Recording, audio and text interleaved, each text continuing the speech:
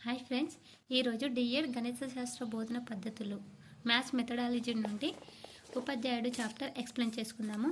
ఇందులో చాలా ఇంపార్టెంట్ ఏంటంటే గణిత ఉపాధ్యాయుని లక్షణాలు చాలా ఇంపార్టెంట్. మళ్ళీ ఇక్కడ చూడండి, ఒక కొటేషన్ ఉంది, సంఖ్యలే విశ్వ శాసనకర్తలు అని. అది చెప్పింది ఎవరు? పైథాగరస్. ఇది ఒకసారి చూసుకోండి, టెట్లో అయిన డిఎస్లో వచ్చే అవకాశం ఉంది.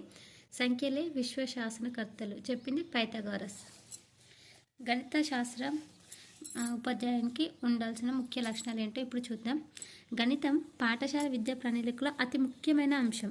అవును కదా, గణితం అంటే చాలా ఇంపార్టెంట్. గణితం వస్తే ఆల్ సబ్జెక్ట్స్ కూడా మనకి ఈజీ ఉంటుందని అందరూ అంటుంటారు.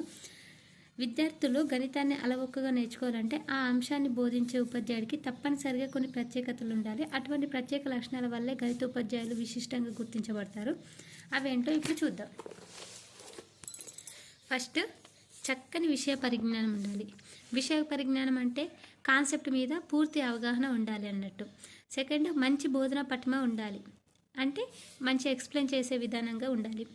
గణితానికి సంబంధించిన నూతన విషయాలు ఎప్పటికప్పుడు తెలుసుకుంటూ ఉండాలి. అవి అవసరమైన మేరకు విద్యార్థులకు అందిస్తూ ఉండాలి. సదా చిరునవ్వుతో ఉండి గణితమన్న స్నేహభావం పెంపొందాలో ప్రవర్తించాలి. విద్యార్థులకు విద్యాభివృద్ధికి తగిన సూచనలు ఇవ్వాలి. విద్యార్థులకు దిశానిర్దేశం చేయగలిగేలా ఉండాలి. ఎవరు? గణిత ఉపాధ్యాయుడు.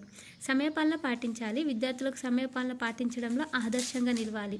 ఆదర్శంగా నిలవాలంటే ప్రేయర్కి తను ఫస్ట్ రావాలి అందరికన్నా. తనే లేట్ వచ్చిండు అనుకోండి, పిల్లలు కూడా లేట్ వస్తారు. అందుకే సమయపాలన పాటించాలి. ఏ విషయమైనా, ప్రేయర్ అని కాదు, అన్నిట్లలో.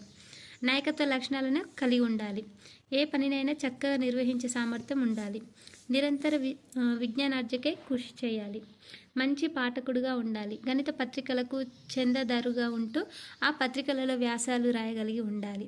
అంటే గణిత పత్రికలు అంటే ఇప్పుడు క్లబ్లో పత్రికలు ఉంటాయి కదా, ఆ పత్రికలలో తాను కూడా చందాదారుడుగా ఉంటూ వాటికి తను కూడా విరాళాలు ఇస్తూ తను కూడా వ్యాసాలు రాస్తూ విద్యార్థులతో రాయించే విధంగా ఉండాలి. తన వృత్తి పట్ల గౌరవం పెంపొందించుకునేలా ఉండాలి. మంచి చమత్కార భాషను కలిగి ఉండాలి, అంటే ఎప్పుడు స్ట్రిక్ట్గానే కాదు, సరదాగా కూడా ఉండాలి అని. గణిత సామగ్రిని సామర్థ్యంగా ఉపయోగించగలిగేటట్టు ఉండాలి. సమస్య పరిష్కార శక్తి కలిగి విద్యార్థులకు సమస్య వచ్చినప్పుడు సహాయపడాలి. మళ్ళీ గణిత బోధనోపకరణలను స్వయంగా తయారు చేస్తూ ఆ విషయం పట్ల విద్యార్థులకు శిక్షణ ఇచ్చి వారితో కూడా బోధనోపకరణలను తయారు చేయాలి. అంటే టీఎల్ఎం గురించి స్వయంగా తాను తయారు చేస్తూ విద్యార్థులకు శిక్షణ ఇచ్చి వాళ్ళతో కూడా తయారు చేపియాలి. విద్యార్థులకు అవసరమైనప్పుడు పరీక్షలు నిర్వహించి వాటిని మూల్యాంకనం చేసి విద్యార్థులకు ఫలితాన్ని తెలియజేయాలి. అంటే అవసరమైనప్పుడు పరీక్షలు నిర్వహించాలి. మూల్యాంకనం అంటే ఎవాల్యుయేషన్ చేసి ఫలితాన్ని తెలపాలి, రిజల్ట్ చెప్పాలి. పరీక్షలు విద్యార్థి యొక్క విషయ పరిజ్ఞానాన్ని, సామర్థ్యాన్ని అంచనా వేసి వారికి సరైన మార్గదర్శనం చేయాలి. అంటే గైడెన్స్ ఇవ్వాలి. అంటే ఆ విషయాన్ని పరిజ్ఞానానికి సంబంధించి దానికి ఏ విధంగా అయితే ఉపయోగపడుతుందో చెప్పాలి, మోటివేట్ చేయాలి. గణితంలో వెనుకబడిన విద్యార్థులను గుర్తించి వారికి ప్రత్యేక సమయాన్ని కేటాయించి వెనుకబాటుతనాన్ని రూపమాపాలి. అంటే గణితంలో క్లెవర్లో ఉన్న వాళ్ళని ఎక్కువ పట్టించుకోవడం కాదు, అందరినీ కూడా సమానంగా ట్రీట్ చేయాలి. కొంచెం మ్యాథ్స్ రాని వాళ్ళని కూడా వాళ్ళకి ప్రత్యేక సమయాన్ని కేటాయించి కొంచెం ఎక్కువ శ్రద్ధ తీసుకోవాలి అంటున్నారు. తాను నిర్వహించవలసిన అన్ని రిపోర్ట్లను సమయానుకూలంగా నిర్వహిస్తూ పాఠశాల నిర్వహణకు దోహదపడాలి. అంటే తను నిర్వహించాల్సిన రిజిస్టర్స్, రికార్డ్స్ ఉంటాయి కదా, అవి టైం టు టైం సబ్మిట్ చేయాలి. చక్కటి గంభీరమైన స్పష్టమైన వాచకాన్ని కలిగి ఉండాలి.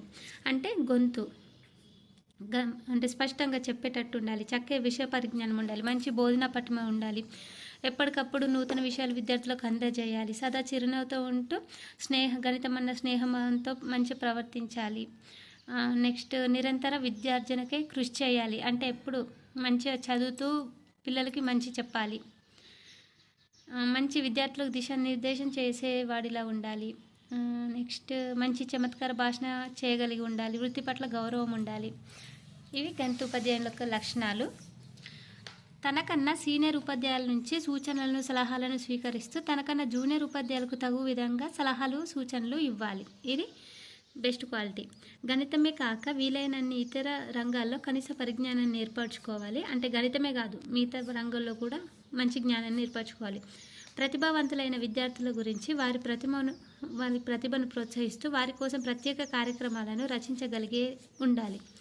పాఠశాలలో అందరితోనూ సఖ్యంగా ఉంటూ పాఠశాల ఉన్నతంగా తీర్చిదిద్దాలి. ఓకే.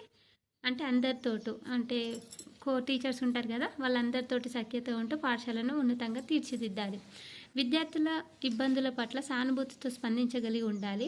వేగం, ఖచ్చితత్వం, తర్క హేతువులను ఆదర్శంగా ఆచరిస్తూ విద్యార్థులు కూడా ఆచరించేలా శిక్షణనివ్వాలి. మేధస్సుకు పదును పెట్టి కార్యకలాపాలను నిర్వహిస్తూ సదా విద్యార్థులు తరగతి గదిలో చురుకుగా ఉండాలి. అంటే మైండ్ గేమ్స్ ఆడిపిస్తూ వాళ్ళని యాక్టివ్గా ఉంచాలి.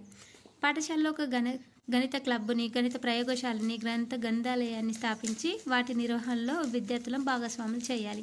అంటే గణిత ప్రయోగశాల, గణిత క్లబ్బు, గ్రంథాలయాన్ని నిర్వచించి పిల్లల్ని అందులో పార్టిసిపేట్ చేసేటట్టు ప్రోత్సహించి ఉపాధ్యాయుడు కూడా అందులో పాల్గొనేటట్టు ఉండాలి. గణితం అంటే అపారమైన ప్రేమ, ఇష్టం కలిగి ఉండాలి. నెక్స్ట్ గణిత ఉపాధ్యాయుని సాధారణ విద్యా అర్హతలు. గణిత శాస్త్రంలో పట్టభద్రులై ఉండాలి. గణిత బోధన అంశం శిక్షణ కళాశాలలో శిక్షణ పొంది ఉండాలి. గణిత పుస్తకాలు నిరంతర చదివే పాఠకుడై ఉండాలి. గణితంలో వస్తున్న నూతన విషయాల పట్ల అవగాహన కలిగి ఉండాలి. అంటే వృత్తిపరమైన విద్యార్థులు అంటే అతను శిక్షణ పొంది ఉండాలి అని. ఓకే. పిల్లలకి జ్ఞానం విద్యార్థులు కలిగజేయాలి. జ్ఞానార్జన తేలికగా ఉండాలి.